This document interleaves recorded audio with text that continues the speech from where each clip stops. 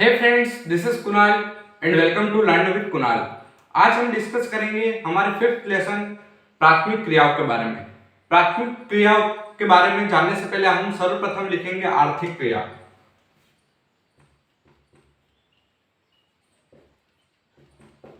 आर्थिक क्रिया। आर्थिक क्रिया के अंतर्गत हम देखें तो मानव के द्वारा किए गए ऐसे क्रियाकलाप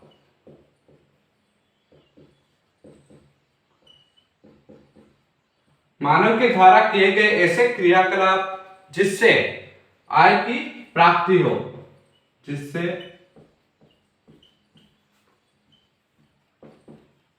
आय की प्राप्ति हो। आर्थिक क्रिया की परिभाषा क्या है? मानव के द्वारा किए गए ऐसे क्रियाकलाप जिससे आय की प्राप्ति हो, उसे आर्थिक क्रिया कहते हैं।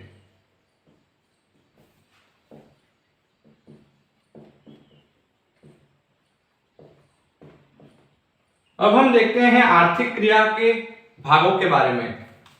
आर्थिक क्रिया के कितने भाग हैं? 4 भाग। 4 भाग। अब 4 भाग कौन कौन से हैं? इसमें हम देखें, फर्स्ट भाग है इसका प्राथमिक क्रिया है, दूसरा है द्वितीयक क्रिया है, तीसरा है तृतीयक क्रिया है और चौथा है चतुर्थक क्रिया है।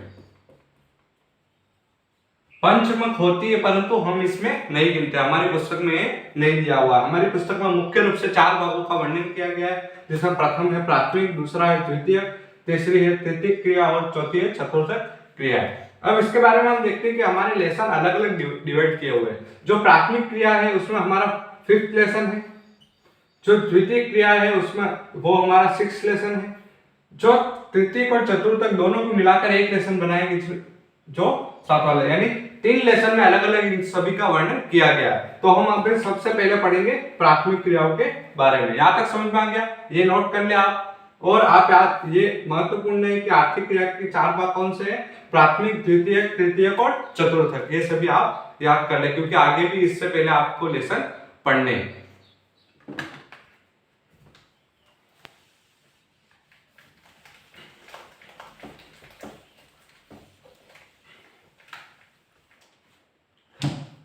अब हम बात करते हैं प्राथमिक क्रियाओं के बारे में। प्राथमिक क्रियाएं प्रत्यक्ष रूप से किस पर निर्भर होती है? पर्यावरण पर। हम यहां पे लिखेंगे प्राथमिक क्रियाएं प्रत्यक्ष रूप से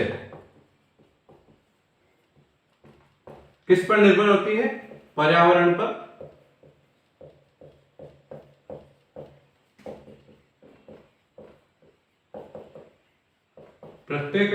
प्रत्यक्ष रूप से पर्यावरण पर निर्भर होती है, क्योंकि इसमें जो भी कार्य होते हैं वो पृथ्वी के संसाधन, जैसे कि इसमें संसाधन कौन कौन से हो गए? संसाधन है भूमि, जल, वन और भवन निर्माण भी लिख सकते हैं, इत्यादि कई सारे कार्य हैं जो पृथ्वी के संसाधनों से रिलेटेड है। यानी ये जो प्राथमिक क्रिया है ये मुख्य रूप से या फिर प्रत्यक्ष रूप से पर्यावरण पर निर्भर करती है। इसके पश्चात हम देखें तो इसमें क्या क्या आता है? तो इसमें सर्वप्रथम इसके जो पार्ट है, जैसे कि हम कह सकते हैं इसके भाग में कौन किस किस चीज के बारे में हम पढ़ते हैं। तो इसमें आ जाएगा, फर्स्ट है आखेट व भोजन संग्रह, दूसरा आता है कृषि तीसरा है खनन, और इसके बाद है लकड़ी काटना, ये भी प्राथमिक क्रियाओं में आता है। इसके पश्चात है मधु यानी शहद एकत्रित करना,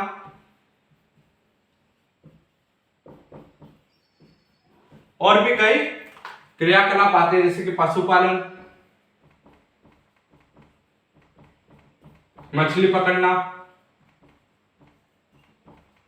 इत्यादि। इसके ये भाग है या फिर इनके बारे में हम पढ़ेंगे या आप सभी लिख सकते हैं। अब हम एक एक करके इन सभी टॉपिक्स के बारे में विस्तार से चर्चा करेंगे।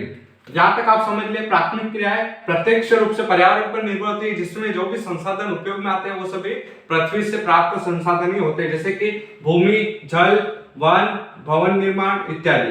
इसके पश्चात हम देखेंगे इसमें किस किस चीज का वर्णन किया जाता है। तो इसमें आखेट व भोजन संग्रह, कृषि, खनन, लकड़ियों को काटना, जैसे वनों में लकड़ी काटते हैं वो भी एक प्राथमिक क्रिया का पार्ट ही है। इसके बाद है शहद का एकत्रण, पशुपालन व मछली पकड़ना।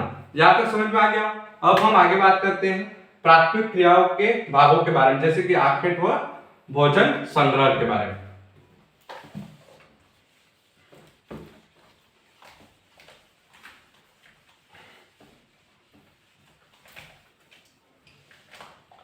अब हम यहाँ पे लिखते हैं आखेट व भोजन संग्रह। इससे पहले आप एक चीज देख ले कि ये जो प्राथमिक क्रियाकलाप करने वाले जो लोग हैं, जो प्राथमिक क्रियाकलाप करते हैं ये लोग हैं, ये गांवों के लोग हैं, ये यदि बाहर जाकर यानी अपने घर से दूर जाकर यदि कार्य करते हैं उन्हें क्या कहते हैं? लाल कॉलर श्रमिक। यह आप लिख दे, आप एक नोट्स के रूप में बना दे कि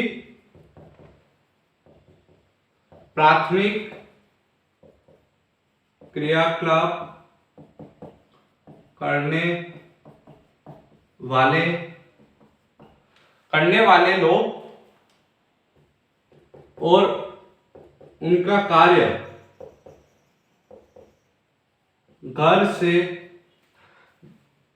कार्य क्षेत्र घर से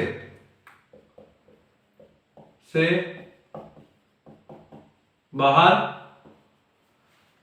होने के कारण उन्हें लाल कॉलर श्रमिक भी कहते हैं। बाहर होने के कारण उन्हें क्या कहते हैं? लाल कॉलर श्रमिक।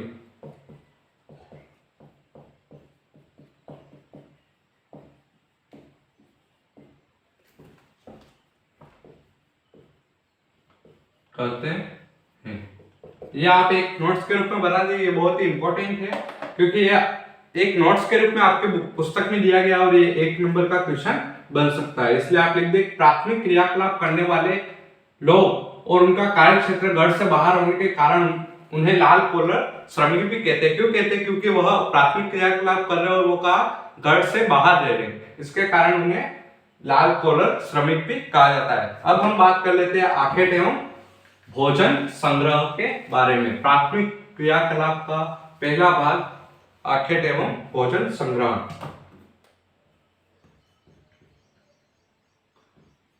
आखेट एवं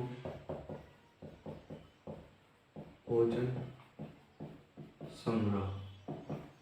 आखेट एवं भोजन संग्रह मानव सभ्यता के आरंभिक युग में आदिमकालीन मानव जो था, यानी मानव सभ्यता जब शुरू हुई उस टाइम आदि मानव था। उस टाइम उसके पास खाने के लिए, उसको पकाने के लिए इतना ध्यान नहीं था, उसको खाना क्या है ये भी उसको ध्यान नहीं था। आपने इस सब के बारे में पढ़ा है कि आदि मानव जंगली पौधे और जंगली पशुओं का शिकार करके खाते थे और कच्चा मांस भी खाते थे। इसका मतलब उन्हें इन सभी चीजों के बारे में ज्ञान नहीं था, यानी वो प्रत्यक्ष रूप से ये जो आदि मानव था, आदि मानव किस पर निर्भर था? पर्यावरण पर निर्भर था। किस पर्यावरण पर? अपने आसपास के पर्यावरण पर निर्भर था। अपने आसपास के पर्यावरण पर निर्भर था। कौन? आदि मानव जो था, जो प्रारंभिक युग था उसमें आदि मानव जो था वो अपने आसपास के पर्यावरण पर निर्भर था और वह अपने जीवन निर्वाह के लिए कई सारे कार्य करता था। उसमें दो कार्य हमने देखे, एक है आखेट, एक है भोजन संग्रह। अब हम लिख देते हैं यहाँ पे आदि मानव किए जाने वाले दो मुख्य कार्य। ये कार्य जो थे वो आदि मानव ही करते थे।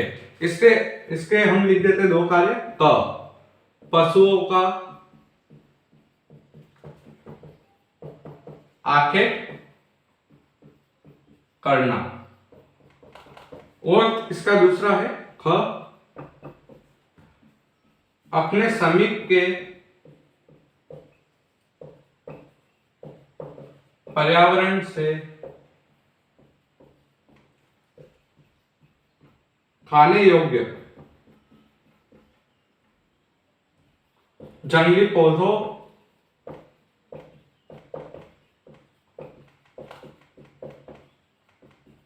व कंदमूलों को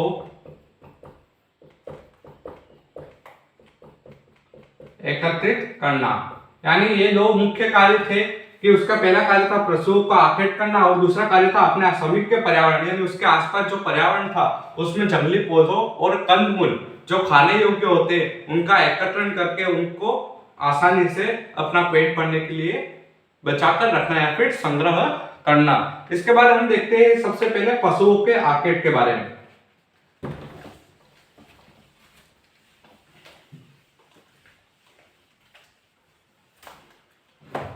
पशुओं के आखेट के बारे में हम देखते हैं आदिमकालीन जो मानव था वो जंगली पशुओं पर भी निर्भर रहता था। अति शीत और अति गर्म प्रदेशों में रहने वाले लोग आखेट द्वारा जीवन यापन करते थे। तकनीकी विकास के कारण यद्यपि मत्स्य ग्रहण आधुनिकरण से यानी जो आदिमकालीन जो मानव था वो ही आखेट करता था। मानव ही जो था वो क्या करता था, आखेट। परंतु हम देखें तो अभी भी कई तटवर्ती क्षेत्रों में मछली पालन यानी मछलियों को पकड़ने का कार्य भी किया जाता है। इसका मतलब कि यहाँ पे जो लोग आखेट करते थे वो वर्तमान में भी उपस्थित है, पर अभी शिकार भारत में क्या है, शिकार करना बैन है, क्योंकि वहां पर अत्यधिक शिकार होने लगे और इसके कारण कई सारी प्रजातियां, इसका कारण क्या है के कारण प्रजातियों का विलुप्त होना, यानी जो प्रजातियां थी वो धीरे धीरे विलुप्त होने लगी। इसी कारण भारत सरकार ने ये जो शिकार करने की जो श्रेणी थी इसको बंद करवा दिया और शिकार पर प्रतिबंध करवा दिया। इसके बाद हम देखें तो ये लोग किस चीज से शिकार करते थे। ये लोग आखेटक पत्थर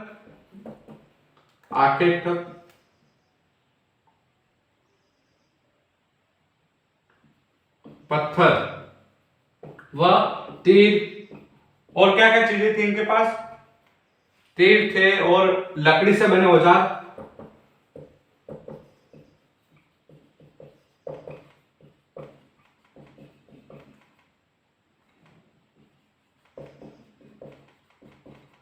यानी जो आदिमकालीन मानव जो था वो अत्यधिक शिकार करता था और इसके कारण प्रजातियां भी कई सारी लुप्त हो गई। और इनके जो शस्त्र थे वो कौन कौन से थे, यानी किन से ये औजार भी लिख सकते हैं आप, इनके कौन कौन से औजार थे, आखेटक पत्थर और तीर और लकड़ी से बने हुए औजार। यानी उस समय जो थे ये सब परंपरागत स्रोत थे उन सभी पशुओं को आखेट करने के लिए, और ये जो लोग थे ये इन्हीं से आखेट करते थे। और वर्तमान में हम देखें तो इतनी आधुनिकरण आ गया है कि जीव जंतु को मारने के लिए एक क्षण भर का भी समय नहीं लगता। अगर बंदूक हो तो हर गोली में एक जीव या जंतु, कितना भी बड़ा जीव जंतु हो वो नष्ट कर सकता है। इसके पश्चात हम देखें तो ये जो आखेटक पत्थर तीर का प्रयोग करने पर 100 बार निशाना करने पर एक बार कहीं सटीक लगता था और उससे जीवन जो पशु था वो आखेट में आ जाता था। परंतु वर्तमान में इतना आधुनिकीकरण है कि एक ही निशाने में कई सारे पशु मारे जा सकते हैं। इसके कारण भारत सरकार ने इसको बैन कर दिया, जिसके कारण ये जो प्रजातियां है बहुत सारी विलुप्त होगी। जैसे कि घाघरौनी तोता मनुष्य की आवाज निकालता था, इसके कारण लोगों ने इसका शिकार करना प्रारंभ कर दिया, यानी उसको पालने लगे, और इसी कारण इस अभी वर्तमान में घाघरौनी तोता विलुप्त प्रजाति की श्रेणी में आ चुका है।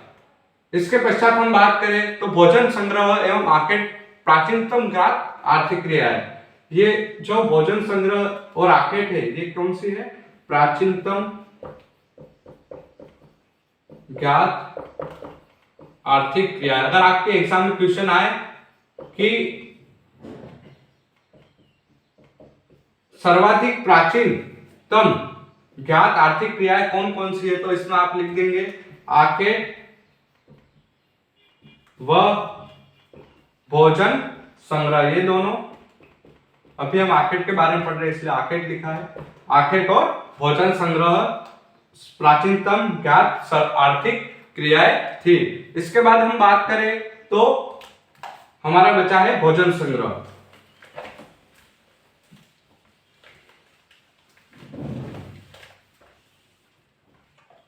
भोजन संग्रह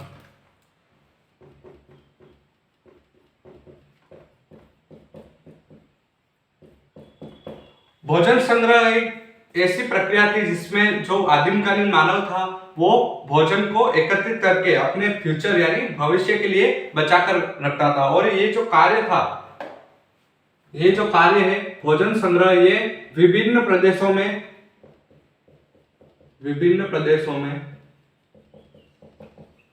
भिन्न भिन्न रूप से किया जाता था। भिन्न भिन्न रूप से किया जाता था। और ये जो कार्य, यह कार्य कठोर जलवायुविक दशाओं में किया जाता है। किसमें किया जाता है? कठोर जलवायुविक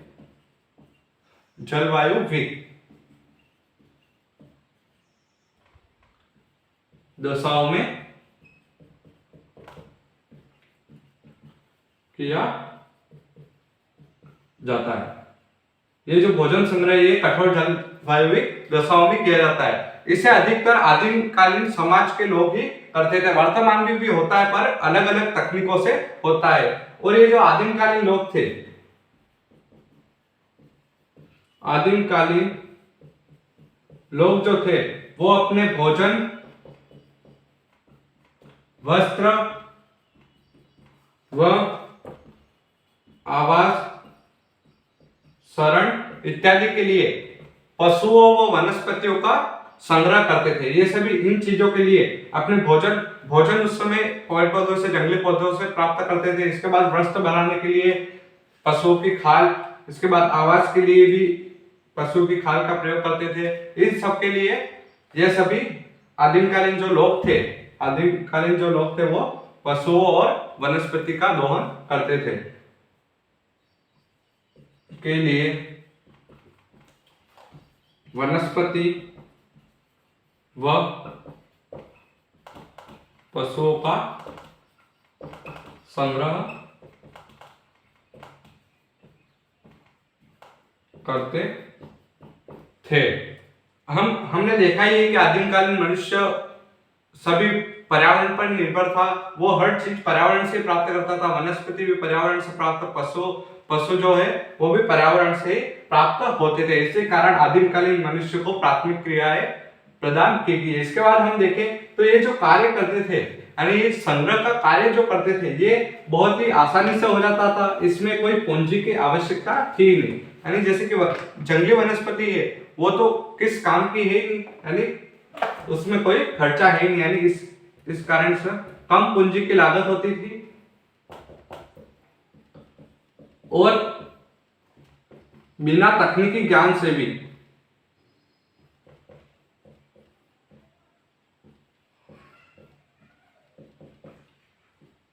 इसमें कम पूंजी लागत होती है और बिना तकनीकी ज्ञान से भी ये प्राप्त कर सकते। जैसे कि कोई फल लगा है तो उसके लिए कोई तकनीकी ज्ञान की आवश्यकता थोड़ी है, वो तोड़ के ले आएगा और उसका संग्रह कर लेगा। इसके लिए कोई ज्यादा ज्ञान की जरूरत तो थी नहीं, इतना तो आदिम मानव समझ ही रहा था। इसके कारण इसको प्राथमिक क्रिया की श्रेणी में डाला गया। इसके बाद हम देखते हैं तो इसमें जो भोजन था वो अधिशेष भी नहीं रहता।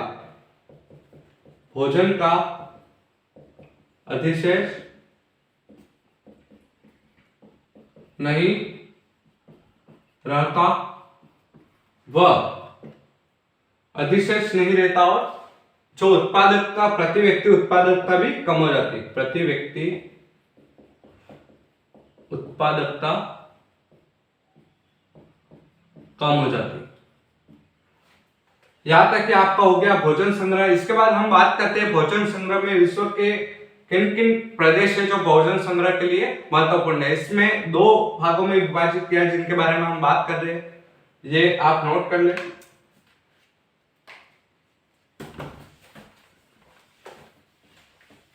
भोजन संग्रह के दो मुख्य भाग,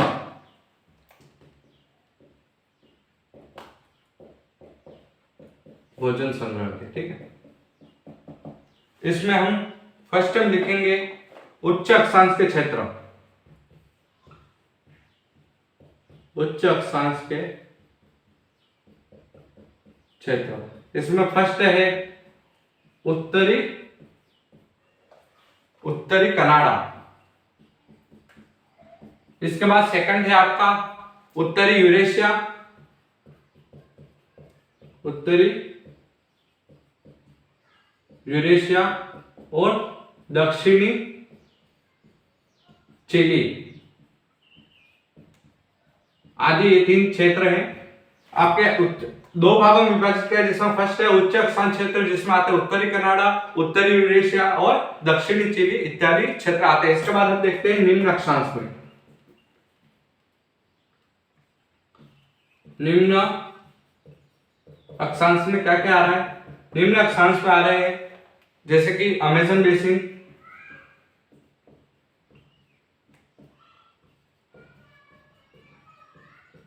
अमेज़न बेसिन। इसके बाद आ रहा है ऑस्ट्रेलिया,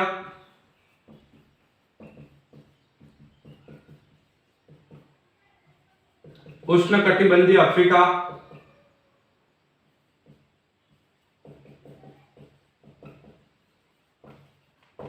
उष्णकटिबंधीय अफ्रीका, और इसमें जो दक्षिण पूर्वी एशिया है इसके भी कुछ आंतरिक भाग आ रहे हैं। दक्षिण पूर्वी एशिया के आंतरिक भाग भी निम्न अक्षांश में आ रहे हैं। यह आपके दो भागों का वर्गीकरण हो गया, एक हो गया उच्च अक्षांश, एक हो गया निम्न अक्षांश। उच्च अक्षांश में उत्तरी कनाडा, उत्तरी यूरेशिया, दक्षिणी चिली। निम्न अक्षांश में क्या क्या? अमेज़न बेसिन, ऑस्ट्रेलिया, उष्णकटिबंधीय अफ्रीका और दक्षिण पूर्वी एशिया का आंतरिक भाग। ये सभी आपके भोजन संग्रह के विश्व के दो भागों के बारे में वर्णन हो गया। अब हम देखें तो आधुनिक युग में भोजन संग्रह जो होता है, वर्तमान में भोजन संग्रह किस प्रकार होता है। वर्तमान में भोजन संग्रह करने के लिए जो तकनीकी है वो बहुत ही आगे बढ़ गई है और इसको व्यापारिक रूप से किया जाता है। नहीं, इसका जो संग्रह है उसे व्यापारीकरण भी कहा गया है। इसमें लोग कीमती पौधों की छाल, तने और उसके फल से कई सारी वस्तुएं उनका संशोधन करके अच्छी वस्तु बनाकर मार्केट में कीमती दामों में बेचते हैं। अब हम देखें तो जो कीमती पौधे उनकी क्या क्या उपयोग होते हैं। छाल का क्या उपयोग होता है, इसके बाद क्या आता है? तना, फल और क्या क्या आता है? पत्तियां। ये चार पार्ट हैं। ये जो प्रत्येक पौधे में ये चारों पार्ट पाया जाता है। अब छाल से क्या क्या बनता है? तो कोनेन, चमड़ा और क्या बनता है? कोर्क एक कठोर पदार्थ होता है जो किसी हवा, पानी को उसके आर पार नहीं जाने देता है। इसके बाद तने से क्या क्या बनता है? रबड़, गोंद। इसके बाद है बलाटा। ये बलाटा थोड़ा अलग नाम है, पहली बार आपने सुना होगा। इसके बाद फल से क्या बनता है? भोजन व तेल के लिए उपयोग में आता है। ये किसके लिए उपयोग में आता है? भोजन व तेल के लिए। अंतिम में बचा है पत्तियां। पत्तियां किसमें उपयोग में आती है? औषधियों में। औषधियों के पश्चात पेय पदार्थों में हम देखें तो कॉफी, चाय इसका सर्वाधिक उत्तम उदाहरण है। ये सभी आपके कीमती पौधों के रूप में उपयोग में आने वाली वस्तुएं जिनका वर्तमान में जो मनुष्य है वो एकत्रण करके कीमती दामों में संशोधन करके बेच रहा है। यह आपका भोजन एवं आखेट संग्रह कंप्लीट हो गया। अब हम बात करते हैं इसके पश्चात पशुचारण के। पशुचारण के बारे में बात करने से पहले आपको मैं एक बात बता दूं, आप जो च्युइंगम आपकी पुस्तक में दिया गया है, च्युइंगम चबाते हैं और इसके बाद जो चबाने के पश्चात जो अपशिष्ट पदार्थ बन जाता है, जो पदार्थ बच जाता है उसे आप क्या कहते हैं? उसे कहते हैं चिकल। आप ये याद कर ले, चिकल। और ये किससे बनता है? इसके वृक्ष का नाम है चेपोटा वृक्ष। इस वृक्ष का भी इसमें यानी ये एक तरह का कीमती वृक्ष है। ये च्युइंगम बनाने के लिए उपयोग में आता है। कई लोग बोलते हैं मांस डाला हुआ होता है, ये डाला हुआ होता है, वो सभी नहीं होता। साइंस में रिसर्च करके फिर ही कोई भी कार्य किया जाता है। इसका मतलब इसमें चिकल का उपयोग होता है और चेपोटा वृक्ष इसका संस्थापक है, यानी इसको सप्लाई करता रहता है। अब इसके बाद हम बात करेंगे पशुपालन के बारे में।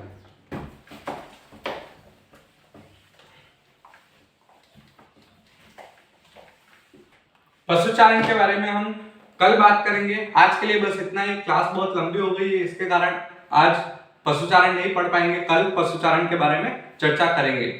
बस आज के लिए इतना ही।